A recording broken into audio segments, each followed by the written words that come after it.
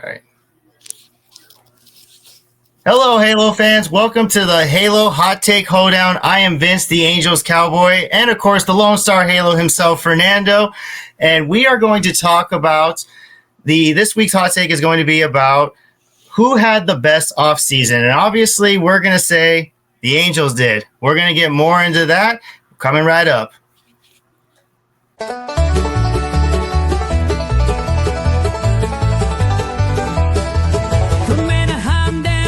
Texas plains, hot takes flying right off the reins. Lone Star Halo Cowboy Vince, calling it bold, never on the fence.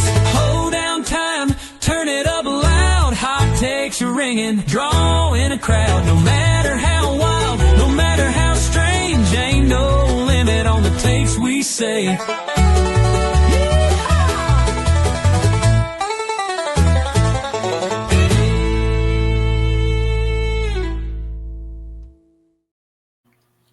Ain't no limit. Vince introduced the show, and welcome to the first formal episode of the Halo H.I.T.I Hot Take Hoedown. Now, we obviously had our spring training run a couple weeks ago, but it is good to be up on the horse, or as the great Gene Autry would say, back in the saddle again, this time for real. Vince, are you excited to kick off the season of the Halo Hot Take Hoedown? Hey, I'm excited to kick off anything baseball related, regardless of the time of the year. Even back in January when I was playing in the California Winter League, it was great. Now it's time for Major League Baseball season, so let's get up on our high horse and start riding. Yeah, so before we get into the hot take and explaining what the hell the Halo Hot Take Hoedown is for anybody who might have missed the first episode, real quick, I just want to take a temperature check. 1 week into the Angels season, are you liking what you've seen so far? Oh yeah, totally. I think there's a little bit of hopium. I've been seeing that on Instagram so many times. It's to see the young guys come up, and I know there was one decision that really irritated me and probably other Halo fans. A decision that was made the day before opening day. But other than that, I mean, let's just let the kids play. And so far, there's been one kid in particular that's been trending all over Anaheim, and just hope for the best out of him and the rest of the crew that's coming up. So yeah, I'm excited. At least this 1 week for sure. I mean, one week into the season, obviously, I mean, it was still early on in this thing. We're, of course, a little naive. That's just how it is, right? That's the beauty of your team just kicking off. But I would much rather be in the situation they're in right now where they're, 4-2 than 2-4. So, and let alone the fact that, there's been some good hard-fought victories in there. And the other side of it's going to be, well, you guys got your booty clapped by the White Sox on opening day.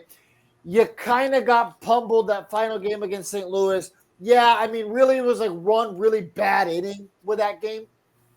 Because it was a relatively close game for 80% of it, 70% of it. It's just one big inning. That's just kind of what it is.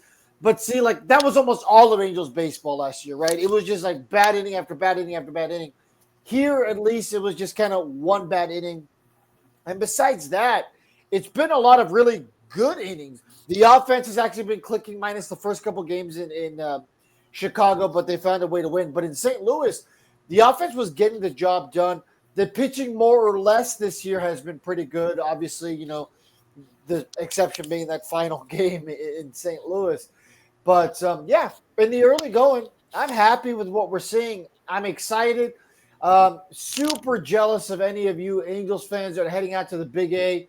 When you guys are hearing this today, it is opening day at the Big A. Vince, you said you're going to be there. I will be there, section 427. There you go. Is that an invitation to come say hi? Of course. All right, there you go. But here's the thing. I'm easy to spot. How many cowboy hats are worn at the stadium? Yeah, I mean, I could think of one other guy, a friend of the show. I won't say his name just in case he doesn't want his name said, but, he hangs out with Todd in left field. I know he wears a hat. You might know who I'm talking about, white cowboy hat.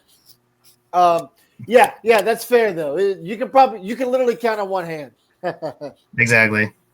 So yeah, if you see Vince, that's the invitation. Say hi. Chad will be there as well. I believe Rob will be there too. So you guys will see us. Of course, it goes without saying. Anytime we're at a game, come say hi. I've been stopped before. Todd's been stopped before.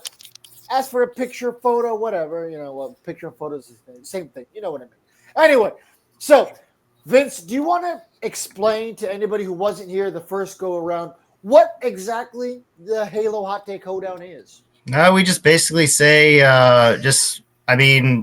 we just say the most like random things and then we just talk about it. I mean, it's something that not a lot of people expect. The last show we did together, the topic was that Mike Trout and Shohei Ohtani are the reason that the Angels did not succeed in the 6-year tenure with Ohtani.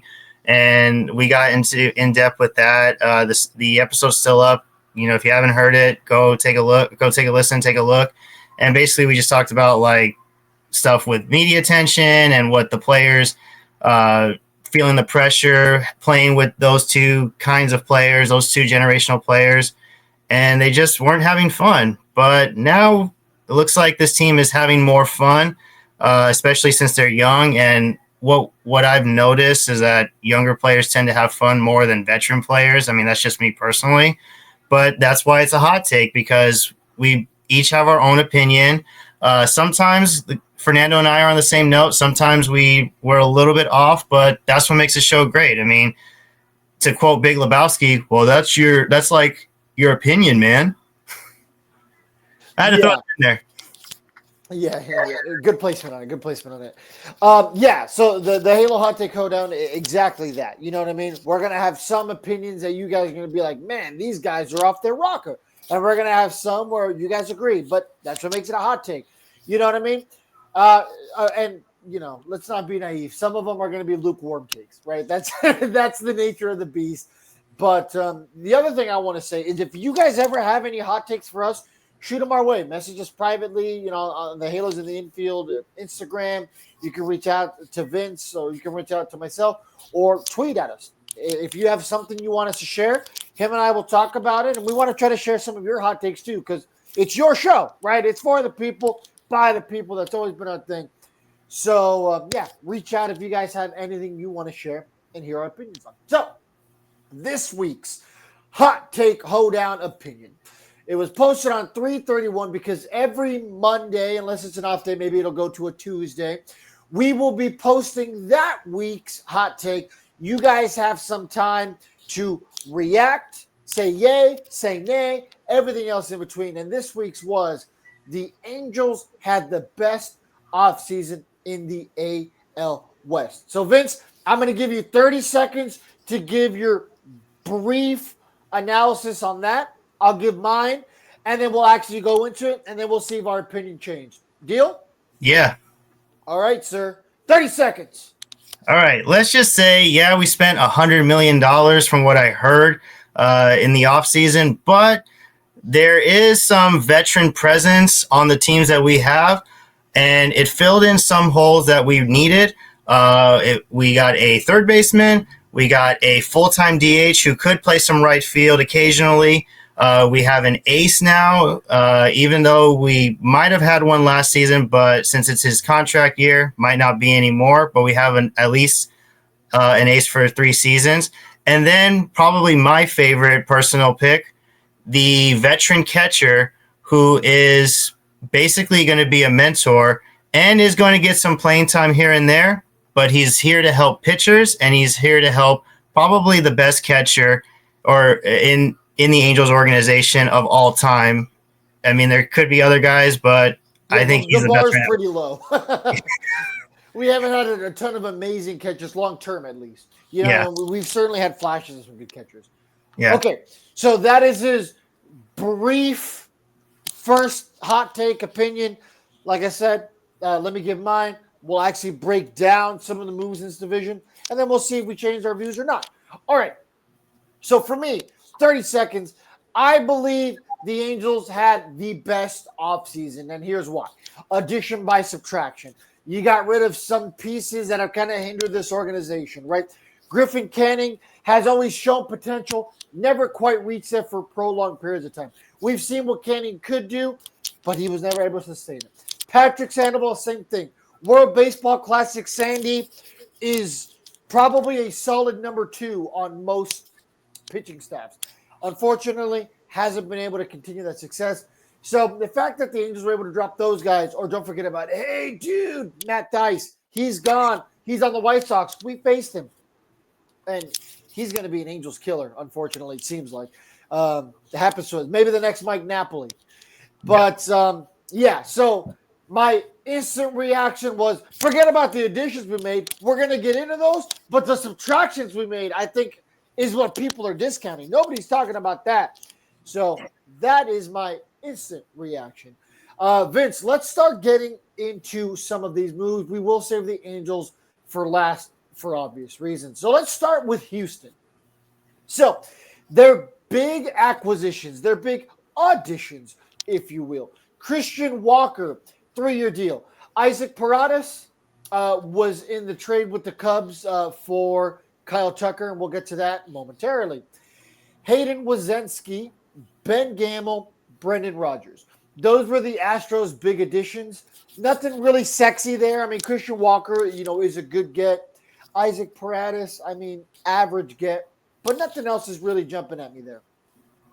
I would agree with you on that because, Christian Walker is probably a good fill-in for Jose Abreu because Jose Abreu wasn't the MVP Abreu, but then again, 60-game season. I know we're all going to talk about that for a long time or forever.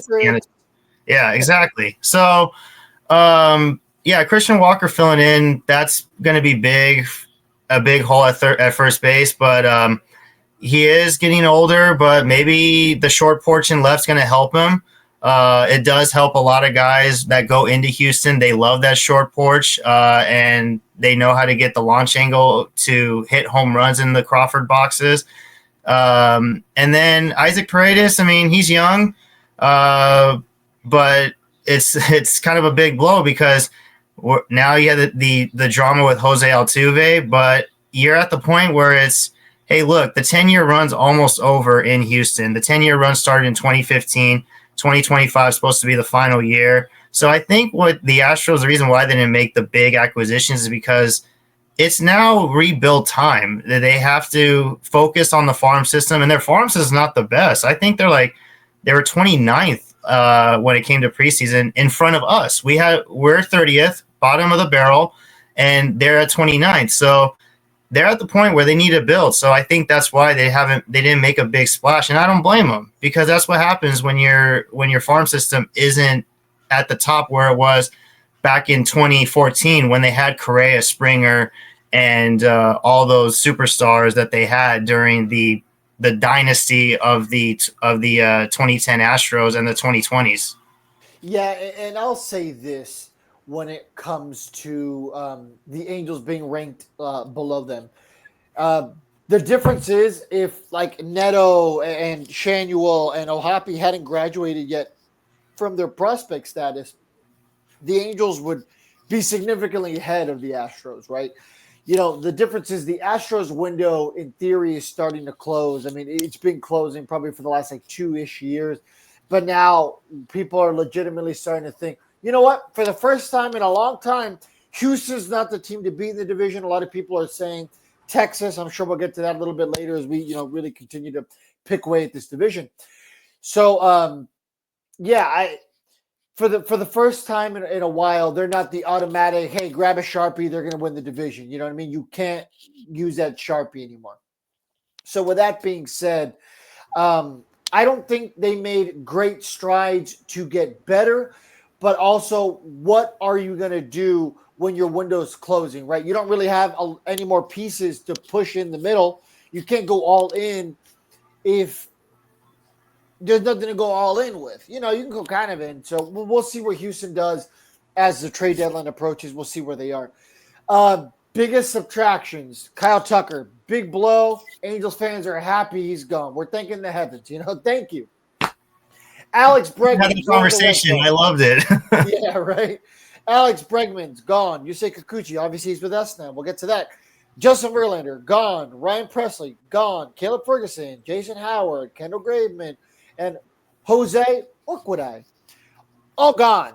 So some very big names there, right? Alex Bregman went to Boston, got the bag. Tucker's going to be the biggest blow for them, not for us. We're excited. Verlander, we'll see what happens with him.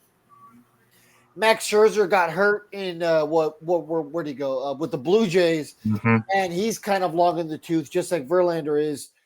Verlander obviously had his injury issues about 2 years ago, so we'll see what happens there. That could be a no harm, no foul move for Houston, or it could be something they regret. But Presley, Ferguson, and Hayward. Hayward, kind of whatever role player for him. But yeah, some big subtractions for them. I think that's what's going to actually really hurt them. Yeah, I agree with you because you have Jose Altuve could have been on that list too, but he's an Astro for life. I mean, even if he becomes free agent, I don't think anybody's going to give him a shot. I mean, that's his town, that's his city, that's everything, and that's they're going to have a statue or have his number retired if anything. It's So going to be a small statue. yeah, but yeah, those subtractions are huge. I mean, a lot of people were banking on Bregman to return, and but Bregman wanted more money, and I'm surprised because Texas has no state tax, and you would think he would stay because he's going to get a majority of that money guaranteed. But I guess he if anything, Bregman probably took it as like, well, if I stay here, is there going to be a winning squad? Because we're going to be building up players and we're going to have minor leaguers for the next five seasons, maybe 10 seasons. So I think that's probably why he made the decision. And then Kyle Tucker, that shocked me. I mean, it was great for us, but it shocked I think it shocked the baseball world because that kid could easily be an Astro for life. But at the same time, I don't know. It just, maybe the Astros just felt like they had to go a different direction, and that's why they got prospects out of Chicago. And Chicago does have a decent farm system that they were able to get rid of pieces and are willing to compete. And you look at the Central. The Central is up for grabs for any team. I mean, the Reds are young. The Brewers are kind of in a hangover stage right now after winning the division and getting heartbroken at home against the Mets. And then so now it's like, who do you pick in the Central? Like, and that's why the Cubs came in and said, well, they get rid of Cody Bellinger. And then I think Kyle Tucker was that replacement and the piece that they needed. Better replacement for the record. Yeah. I mean, yeah, but Cody Bellinger, I think, is just happy to be a Yankee because his dad was a Yankee and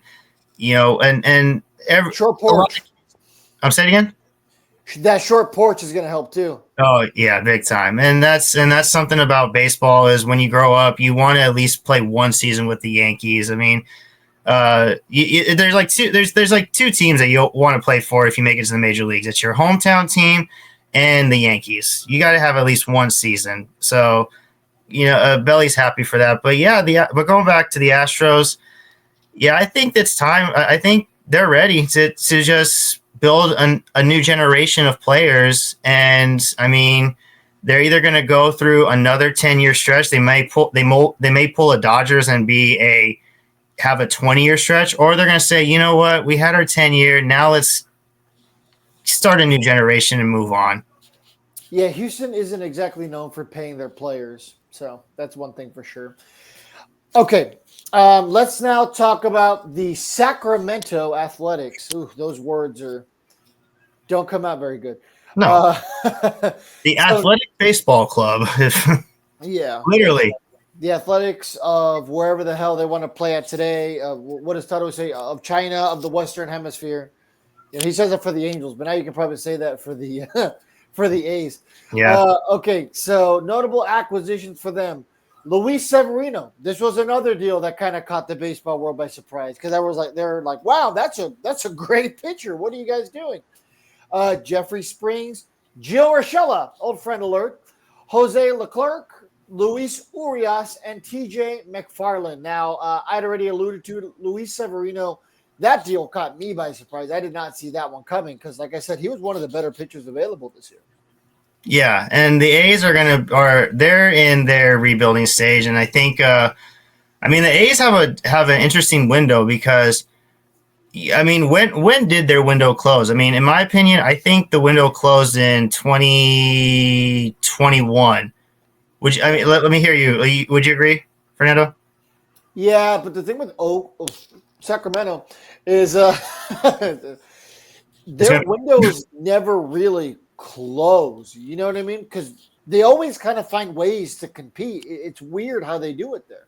Yeah, so I mean, but if you, I would say probably 2021 or because their window open in like 2011, 2012 because you look at 2012 and 2013 they were back to back AL West champs and then 2015 or 2013 or 2014 I mean they made the playoffs but they went on that stretch where they got cold, we got hot, and that's why we won the division that year.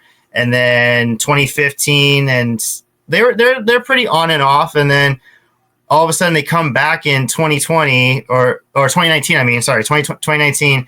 They get to the wild card. They lose that 2020 asterisk season, and they get the division and the number one seed or number two seed actually because the Rays have the number one.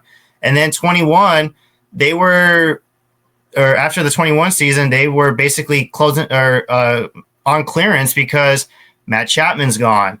Matt Olson was gone. Like that was the big, like the two Matts are gone. So now it was at the point where, oh great, like this is typical A's baseball where you build these players and or you become a donor. It's to quote Moneyball, they're organ donors for the rich. And literally Atlanta took the heart and Toronto took the kidneys with those two. And now, if I had to make a prediction right now, who's the next guy to get donated? Brent Rooker. He's the brain. He right now, like he's He just sign an extension? Did he? Yeah, I thought he did. Well, I mean, just because you sign an extension doesn't mean you're guaranteed to stay. Yeah, not over there. Don't be surprised if somebody says, "Hey, we'll take his contract."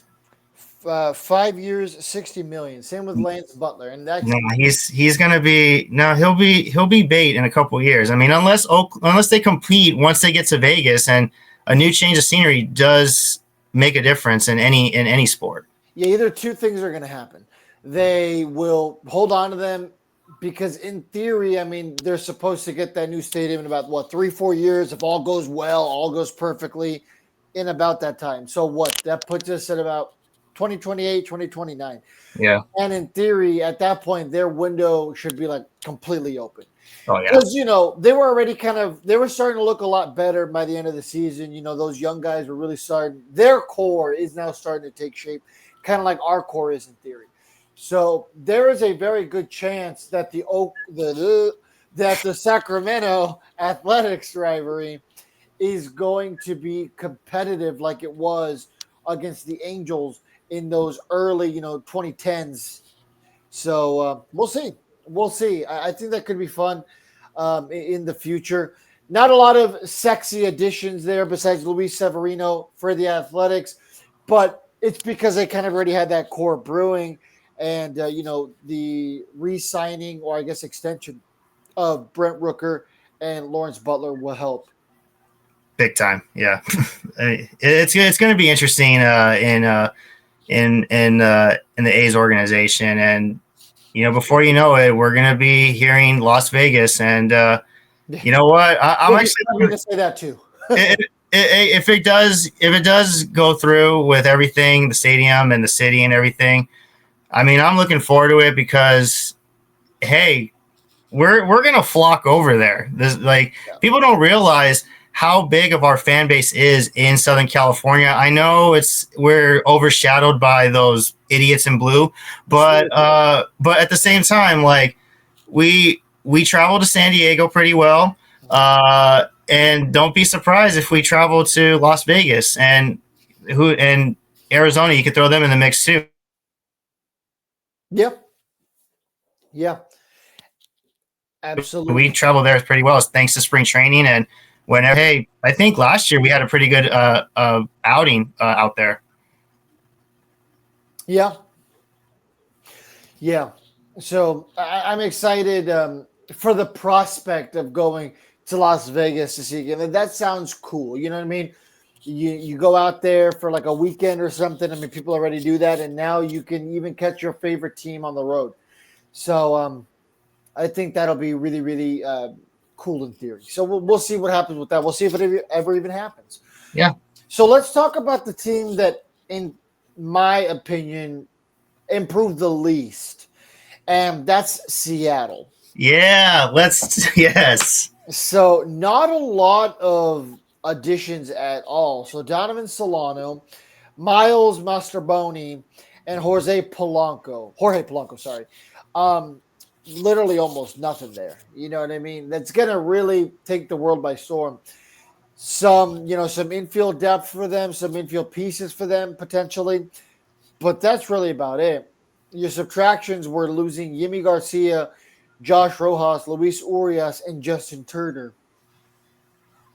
I mean, that is tough. I mean, I really thought the Mariners were going to go all in this offseason because they can compete, and they got the best pitching staff in the American League right now. Absolutely. Yeah, and but the issue is we all know the saying, like, just because you have pitching, doesn't mean you're going to guarantee a good season because you got to score runs. Like, it's not the 1980s anymore with Whitey Ball and the Cardinals. The Cardinals, they had a history of great pitchers, or not great, but dominant pitchers in the 80s, but they didn't need to muster so many runs because of their pitching staff. They had a lot of, I think they led the league in like three like 2-0 games and like 1-0 games that season in 85 or 82 when they won the World Series, 85 when they lost the series to the Royals. But it hurts to see that with Seattle because now it's literally the J-Rod show. Julio Rodriguez is going to be doing everything, and Randy Rosarina is second right behind him. And then, I mean, who knows how JP Crawford is going to be? But I think it goes back to that core. I think the Mariners, the reason why they didn't make big splashes is because they're depending on their core. They're depending on J-Rod. They're depending on a Rosarina for however long they have with him because they obviously picked up his Rays contract. And then you got Cal Raleigh, who is a franchise catcher now because they signed him to an extension. And they're just depending on that. And I don't blame them for doing it. But I still think that they should have added at least one big bat that's going to get them to a division title. But now they're sitting at either just missing the playoffs by a game like last year, or they do secure that sixth wild card spot, or the sixth spot in the playoffs, third wild card spot, second, third. I forget.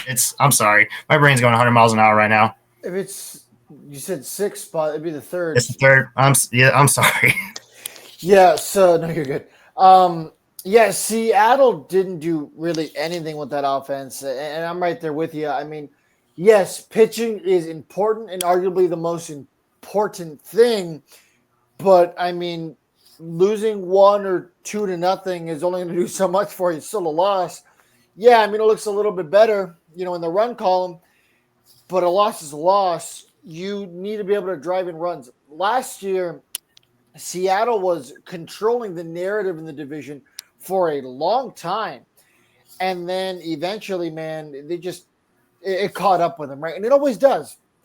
That's the thing with baseball. It's so long that eventually the cream will rise to the top, even if it takes a little longer than normal.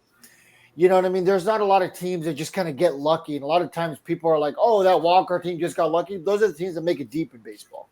Yeah, and it's yeah, exactly. But they'll probably make some additions at the trade deadline. Sorry, yeah, trade deadline. But I think they will because they do have a top 5 farm system. I think they're number 2 behind Detroit. So they have. Wow, okay.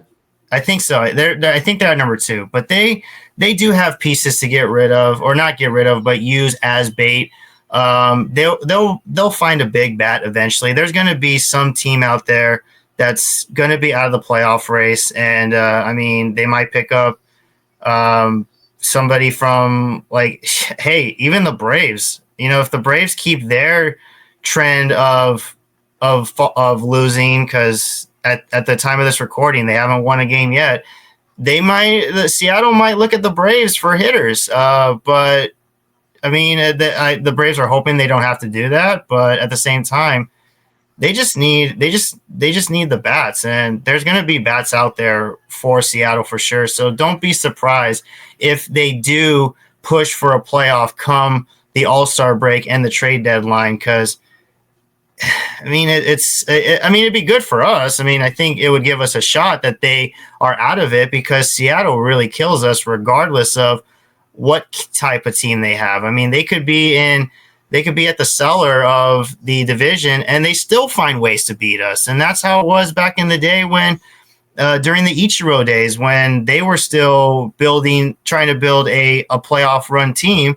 But you look at before the Astros came, it was us and the A's every single year. The Rangers, they had to eat up. I mean, not really eat up, but they had to deal with the Alex Rodriguez situation, and therefore they had to get rid of him to New York. And then they were down for years, and then Seattle was just not building a winner. They were just depending on Ichiro. And now I think Seattle kind of does that trend where they just depend on one guy. They had Griffey in the 90s. They had Ichiro in the 2000s. In the 2010s, I mean, I don't think they even had a player in the 2010s that they could depend on. But now that they have their guy in J-Rod, they're putting all their chips in him, and they really shouldn't. But who knows? Maybe their core, like we mentioned, the topic of the day is the core. Their core could probably just make some noise. Yeah, I mean, if you're a Seattle Mariner fan, like Leaf, who joins the post-game shows periodically, you're just kind of hoping that team can make the next step, or if their offense, some of these younger guys, even Julio Rodriguez, he's proven that he is a good player, but even he's gone through a lot of ebbs and flows, peaks and valleys in his career. So if he truly wants to be a major league superstar, needs to not only get to that next level, he needs to stay at that next level. Mm-hmm.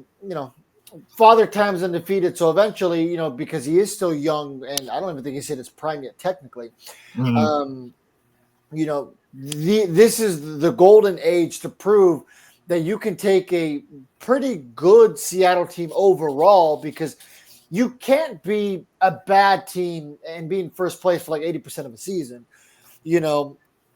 Yeah, clearly Houston was better, but I think the biggest reason last year is that Texas was so bad. That was really the thing, because, I mean, Texas was supposed to have their first contention year last year, and clearly they didn't because they won a year ahead of time, but that's how Bruce Bochy teams operate. Yeah. Now, speaking of the Texas Rangers. Good transition. A lot of people are predicting them. I know I predicted that they would win on the AL West preview show. Their big acquisitions. You got to take a deep breath for this one. There's so many. All right. Nathan Eovaldi re-signed on a 3-year deal. Jock Peterson, 2-year deal. Jake Berger came over in a trade. Kyle Higashioka. There you go. Yeah. Left the Padres to come over to Texas. Chris Martin, Jacob Webb, old friend, Hobby Milner. Speaking of the 2020 season, a lot of Angels fans still get, PTSD from that name. I'm one of them.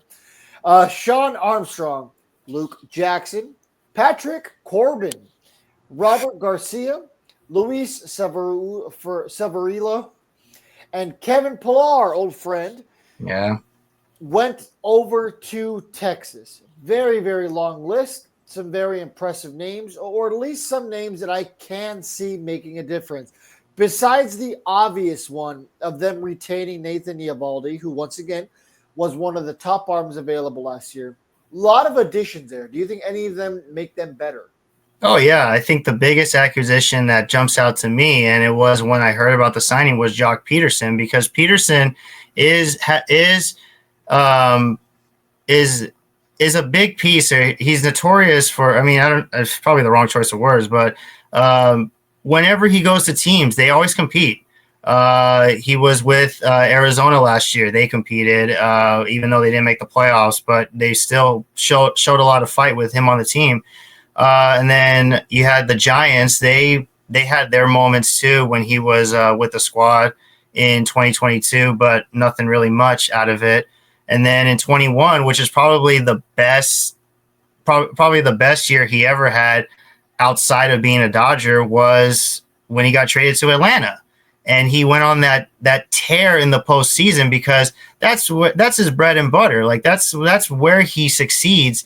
He did it in LA, and he just carried it over when he got to Atlanta. So I believe the reason why the Rangers went for him was they needed that DH bat. They got it. And if they do get to that postseason, that's the guy they want in the lineup. And then with the other acquisitions they have, Kyle Higashioka. I mean, that's a pretty good pickup. He's not going to get much playing time because you got Jonah Heim back there, unless Jonah Heim's moving over to first. Because do they still have Nathaniel Lau or Nathaniel Lowe? No, he was traded. Washington. Okay, yeah, so Nathaniel Lowe traded to the Nationals. Yes. okay, so Jonah's going to be the full-time first baseman. So now it makes sense now. Because once you said Higashioka, I said, well, where's Jonah Heim? But Jonah Heim's going to be playing first base, which is a smart decision because he is a valuable piece, but it's going to save his legs. And there's a lot of catchers out there that they convert to first base, and they love it because they, I bet. yeah, because they go through. It's stressful on the knees, it's stressful on the just any body part that you have. And Jonah Heim, he's definitely happy that he's going to be at first base. And you got Kyle Higashioka, who is a veteran that's going to help this pitching staff. And you do make a point that the Rangers are the team to beat in the West, and I would agree with you on that because then not only do those acquisitions help out, but you still have your 2023 World Series pieces. You still have Marcus Semien. You still have Corey Seager. You still have Adolis Garcia. You still have Tavares. And now you got Wyatt Langford, who is probably going to be who is going to be in the running for Rookie of the Year in the American League this year. And of course, like I mentioned, Jonah Kumar Rocker, who knows what he can do as a pitcher. Jack Leiter. Yeah, exactly. Yeah. So still have. That's what we've been saying. Like, hey, their window was supposed to start last year, but they won 1 year earlier, and their window's not closing probably anytime soon. If anything, it's getting a little more open. Yeah, they pulled the Braves 2018 year, where the Braves were a year early too, but the only difference was the Braves just got to the postseason, whereas the Rangers took the whole thing. So it's gonna be interesting, and I think it's a challenge for us, and we just have to be ready for it. But I mean, Texas, I think the Rangers are going to be a team that's going to attract free agents because one, if they start winning divisions, for sure they're going to attract free agents. But number two, the economy, they have the no state tax is huge, which makes sense why some of these players sign. Like, really quick side note, the argument about why didn't Corey Seager stay in Los Angeles? The Dodger fans were saying, "Oh, we can afford $323 million or $325, whatever the Texas gave him." It's like, yeah, but if you were going to give him that contract in LA, you would have to offer him $401 million because of the state tax. So that's why Corey Seager went to Texas. I mean, yeah, he there's a bright future there, and he figured, oh, I can win out here, but you also got to incorporate, the taxes, and tax season, by the way, is around the corner right now. Yeah, absolutely. I think that's something that's discounted, but also, let's be honest, none of the California teams are ever really scrounging for free agents, right? There's always a ton of people that are interested in coming out there and living out there. Yeah, I think Texas is legitimately the second team that got better. But once again, I mean, even if they didn't make a lot of those key additions, I think Texas would have been fine. We already talked about, Leiter, Rocker, Langford. So they were already going to be set, and not to mention you have the best manager of the last several decades. So yeah, I mean, Probably this generation. yeah, 100%. I mean, I don't want to say this generation because he's definitely like 3 generations past, but Well, yeah. he's a great baseball mind. Arguably, I don't think you can't make the argument that he's not the best current manager. No. So, Yeah. all right. So let's go ahead and now talk about the Angels, the grand finale, the reason why you guys all came here. Yep. So we'll go through the entire list and go from there. We obviously kind of gave our pre-assessments, but now that we actually went through the division, we can give a true informed opinion if it hasn't changed. So key acquisitions: Yusei Kikuchi, 3-year deal. Jorge Soler was traded from the Braves. He'll be here through next year. Kenley Jensen, 1-year deal. Travis d'Arnaud, 2-year deal. Kyle Hendricks, 1-year deal. Yohan Moncada, Kevin Newman, all on 1-year deals as well. J.D. Davis and Tim Anderson were minor deals. Anderson actually broke camp with the team, in case you didn't know, but why wouldn't you? Patrick Sandoval, Griffin Canning, Matt Dice, Eric Wagaman, Matt Moore, and Kevin Pillar were the notable subtractions. So I talked earlier about the addition by subtraction. Since you talked last time about the acquisitions, let's flip. Go ahead and let me know what you think about the subtractions, and do you think those made the team better?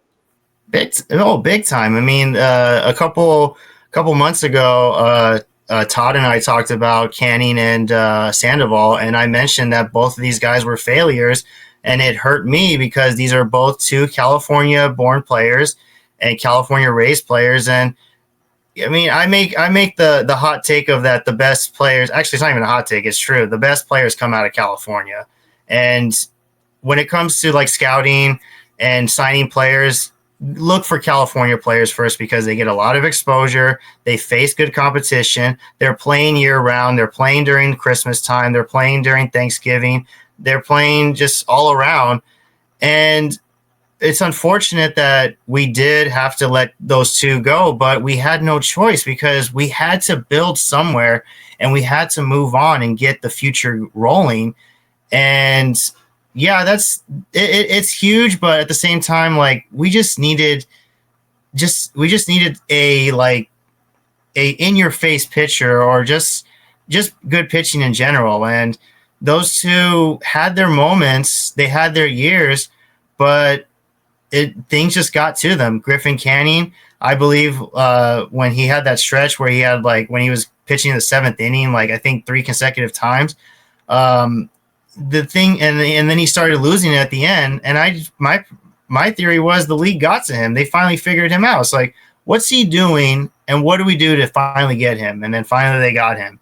And then Sandoval was not coached properly because the argument, where was the World Baseball Classic Patrick Sandoval in 2023? And I said, I'm going to recap what I told Todd is the Angels told him, go back to what made you succeed in 2022, because 2022 was his best year. Whereas it should have been, hey, whatever you did in Mexico, do that. And the reason why I believe he succeeded in Mexico is because he had Benji Gill, and Benji Gill knew what he can do because he was a bench coach with him. And it's like when he managed in Mexico, he said, look, do this, because I know you can do this, and this is going to work for you, especially with these types of hitters that you're going to face. When you face Japan, you have to, especially do this. If you face the United States, do this, and things like that. So the subtractions really definitely made us better. It guaranteed it did. Yeah, I absolutely agree. Now, before I give my opinion, let's take 40 seconds to play the Underdog Fantasy video. We'll be right back. Hey, Todd, what are you looking at? I'm looking at the Underdog app sponsored by Halos in the Infield. Actually, you can punch in H.I.T.I and get the promo code 20% earnings on your first bet via Underdog the app. And also, they match 50% up to $1,000 winnings if you place bets. You could put them on players. You could put it on teams. It's a nightly thing. It's so easy to play, but also gamble responsibly. All because of Halos in the Infield and Underdog, the app.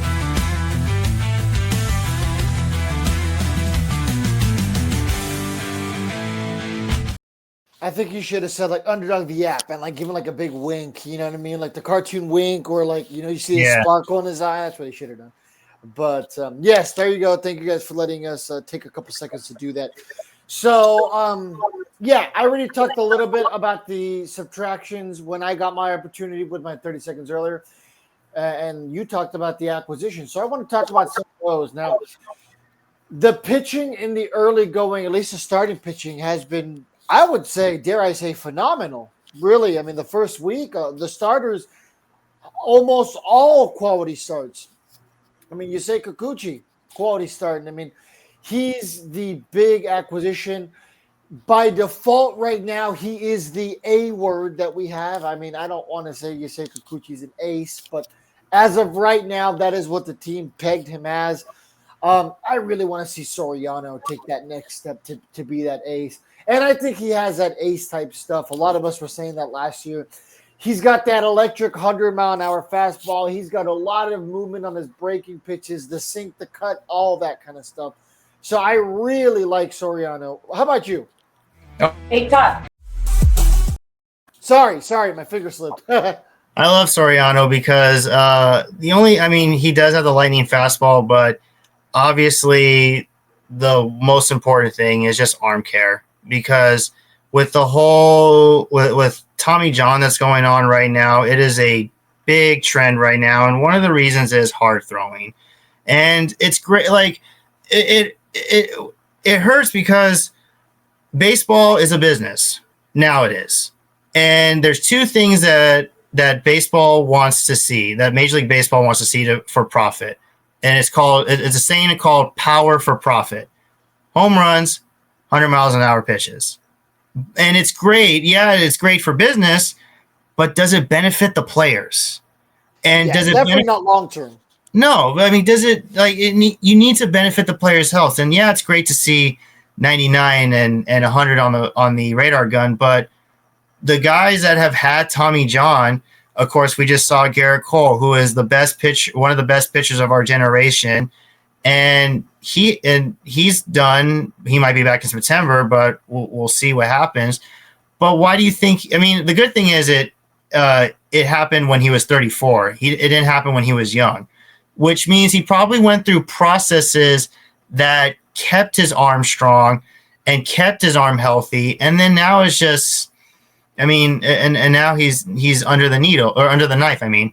And the question is, like, is it from the hard throwing, or is it just the age catching on to him? So Father Time's undefeated type of thing. Exactly.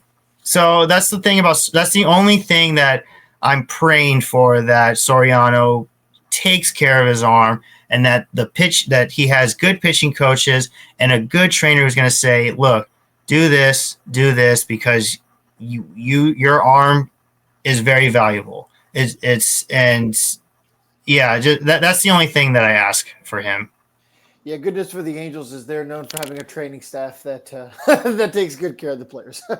So the only reason I brought up Soriano was because there's not a lot of pitching in the starting rotation that we felt really, really good from last season. Yes, you had the younger guys. You know, Kahanowitz has started to make a name for himself last year, but this is really the first year he's getting the keys to the kingdom out of spring training. So, you know, there's a couple of those pieces, but, Soriano was the one that was the one I wanted to bring up. Now, you had mentioned health. Let's talk about two pitchers that up to this point of their career have made a name for themselves for being healthy.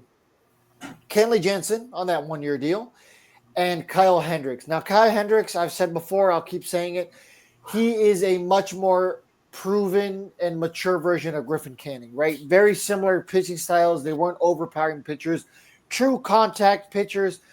And Kyle Hendricks was significantly cheaper than Griffin Canning would have been. So I liked that move for what it was. You know, it was a low risk move because 1 year, $2.5 million. you may say Griffin Canyon. I think he's our generation Greg Maddux because he doesn't overpower, but he knows how to command. He knows how to dot. He knows how to.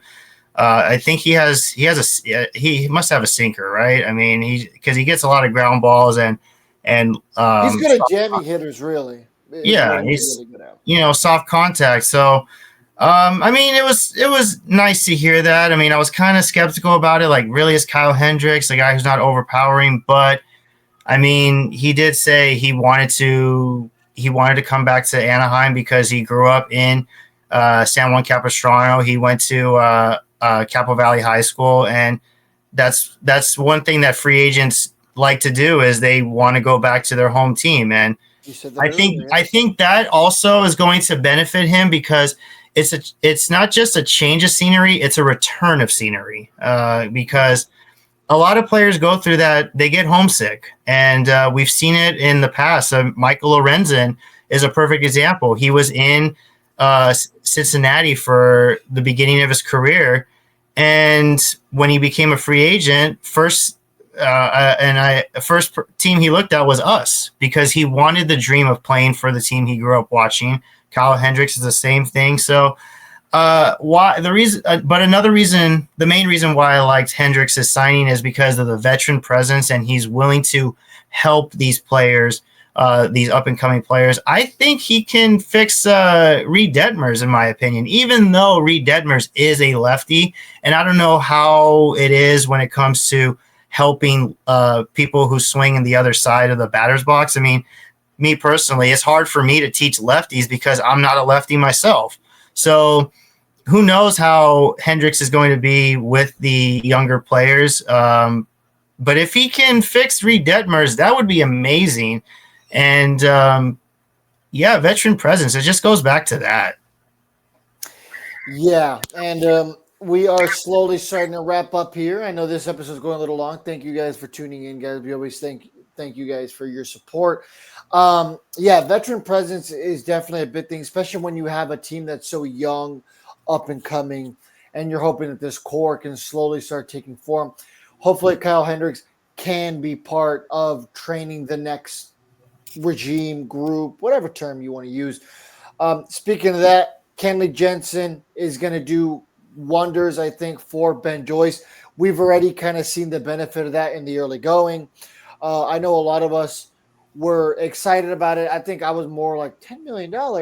But, I mean, I understood it. Kenley Jensen is one of the greatest closers in Major League Baseball history. That goes without saying. You really can't make any argument otherwise. Travis d'Arnaud, you alluded to it earlier. It's great to have a veteran catcher. It's great to have somebody who can train Logan O'Happy and get him to that next level. He said so himself. He wants to make Logan O'Happy the greatest catcher in Angels franchise history, and that's a relief to hear. That's awesome. I'm super excited he's here. It's great to have a legitimate catcher that's not, perhaps high all the time, like Matt Thaiss. Whoa, dude, Phil, put me in there then. Or gambling on the side. I mean, when he was in Reno, that's a different story. Topic for another day. Yeah. And then, last one I'll say, Kevin Newman hasn't really impressed me offensively, but his defense is why he's here, and he's just here to fill the gap, right, until Neto comes. And I think I don't have any issue believing that by the time the season ends, Newman's going to be batting, 240, 250. That's great. That's what you need from him, right? He's a role player. Yoan Moncada got a much bigger deal, 1 year, $5 million. His defense has been great so far. Offense, not so much. We'll see what comes of that. He did have a big hit. I think he's had like 2 big hits already. So we'll see. I'm not holding my breath yet on Moncada. I'm not willing to dismiss him yet either. I think when Neto's back, hopefully Paris is playing second base. I'd like to think that he's won that job. And that means that Rengifo's at third base, Moncada's coming up the bench. I can live with that. Well, I think Moncada, I'll make it quick, but I think Moncada might be the steal because the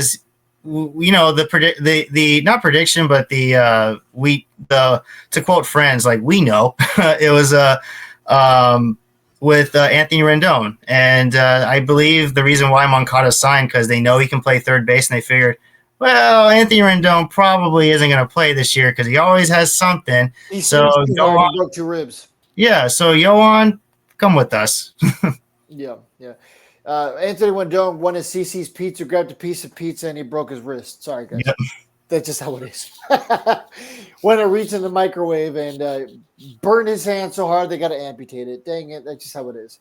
Yeah. All right. Well, yeah. So I think you and I both agree, which we already agreed going in, that the Angels did have, at least on paper, the best offseason. The subtractions were substantial. You know what I mean? Those subtractions alone, I think, made the team better. And you replace them with older, more experienced guys who can help make the young core take that next step. So I think that combined with some of those additions they made make all the difference. And I think on paper, this is a much improved team. Vince, always fun to do this. I'm excited for next week. Where can our audience find you as always as they live this next week? On Instagram at Angels_Cowboy. And if you see me at the ballpark, feel free to say hi. I'm very approachable. And my goal this year, start making some content here and there. If you are at opening day or home opener, come on by. We'll probably do some video. But if I'm at the game and if you want to be on camera and you want to have a little fun, let me know and we'll get something going.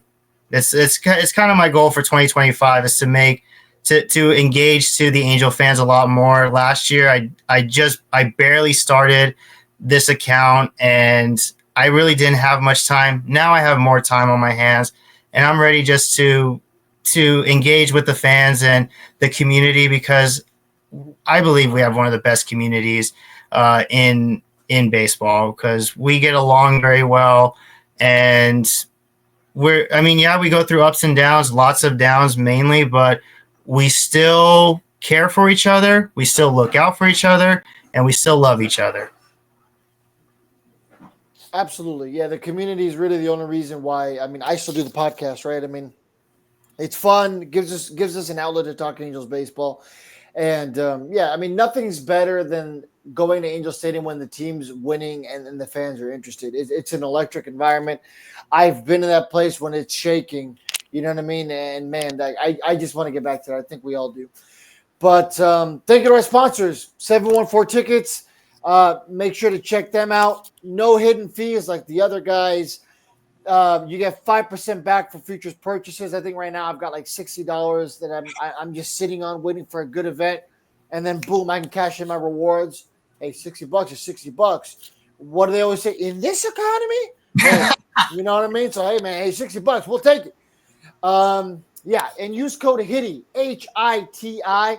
And unlike some of the other codes that other podcasts and other videos get you, you can use that code again and again. So you want to go to a wrestling event, you want to go to a concert, you want to go to an Angels game, whatever you name it, the tickets are probably on there. Use code HITI every time you make a purchase. We no longer use the N-word around here. We go to Bruheim. So don't pay attention to that one up there that has not been changed yet. But Bruheim, close to the stadium. Make sure to mention Halos in the Infield. Get yourself some drink specials, of course, Underdog Fantasy and the OC Dugout. On behalf of all of us here at Halos in the Infield, we thank you guys so much for tuning into this episode, and we'll see you guys next time. So long. Y'all come back.